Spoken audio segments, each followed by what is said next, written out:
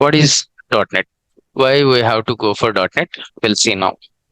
So .NET stands for Network Enabled Technology. So why .NET is required? What is the purpose of .NET? So before going to that, earlier in earlier programming days, okay, so a computer was introduced by Charles Babbage.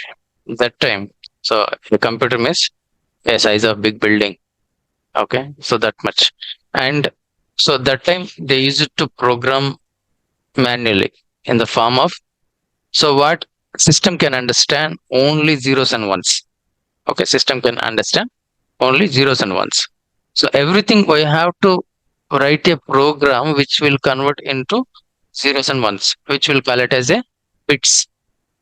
Okay, one on, zero off, true false. That's it. Apart from that, system can't understand anything else. Okay, so earlier programming days we used to write a program in the form of bytecode. So later, so many modifications came, like assembly language came. Okay, assembly language, it has instructions like this, something like add a comma b, move c to d, like this. Okay, so it is somewhat okay. Compare than your bytecode, it is somewhat okay. So it is, it became, it was very much famous at that time.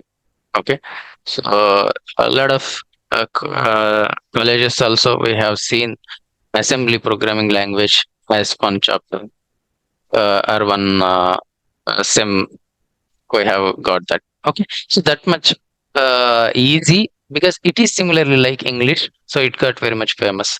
So later in the year of 1960s, 1970s, so very big revolution came when C program got introduced. Okay, so when C language got introduced, so we will tell like it's an evolution of programming with C language.